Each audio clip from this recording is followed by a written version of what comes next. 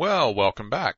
This is our functions and program structure video. This is just the introduction to this chapter and series of videos because we've got a lot to talk about this time in this section. We are going to get into functions and how to break a program apart into functions. So far, we've only had one function, and that's main. And main is just a function like any other. All the same rules apply to main and to all the other functions. Main is only special because that's where the operating system knows to start. It starts the program, the C program that we've written, at the function named main. So that's the only difference between it and the others that we're going to look at. We're going to look at how functions return things, how they take in information so that we can get data into a function, let it do something to it, multiply it, look it up on the internet, whatever the function is going to do, and then give us some results. We're going to look at things called external variables.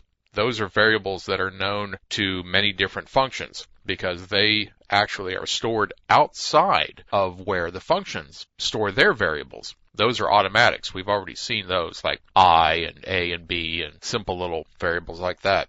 So we'll look at externals. We'll look at scope rules, which is how a variable hangs around. Does it need to be initialized? Does it get its own initialization done? And then who can get to it? Things like that. We'll see header files, how to use them. We've already seen how to do a pound include of standard I/O, but we'll look at other header files and what the different characters, the less than and the quotes and things like that mean. Static variables, we'll look at those, and register variables, which you may not get to use in your particular compiler, but the C language still has the word for them for register variables, and I'll show you what they are in some compilers. We'll look at how to create a block structure in your functions and how to use such a thing.